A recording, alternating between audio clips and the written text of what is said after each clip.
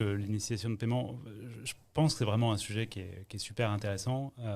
L'idée, c'est vraiment d'améliorer l'expérience utilisateur, encore une fois, j'y reviens, et de rendre, je crois que c'est Brett King qui dit ça, de rendre la banque transparente. Donc, c'est de faire un petit peu ce que nous, consommateurs, on a l'habitude de faire quand on va dans un Uber, par exemple. On va dans un Uber.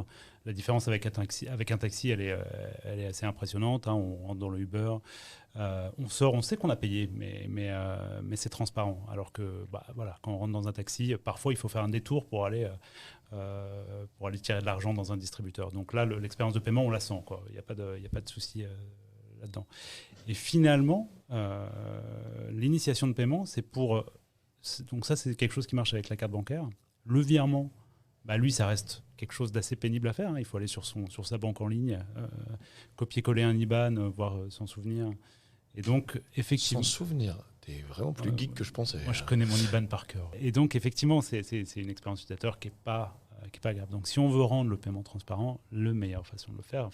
Effectivement, l'initiation de paiement via la DSP2, c'est quelque chose qui permet de simplifier énormément d'expériences utilisateurs, à la fois pour les particuliers, on peut y venir, on viendra au e-commerce, au fait peut-être de concurrencer Visa, Mastercard là-dessus, et là où il y a beaucoup plus de use case probablement, c'est pour le B2B, où on paye beaucoup plus par virement que ce que font les particuliers, quoi.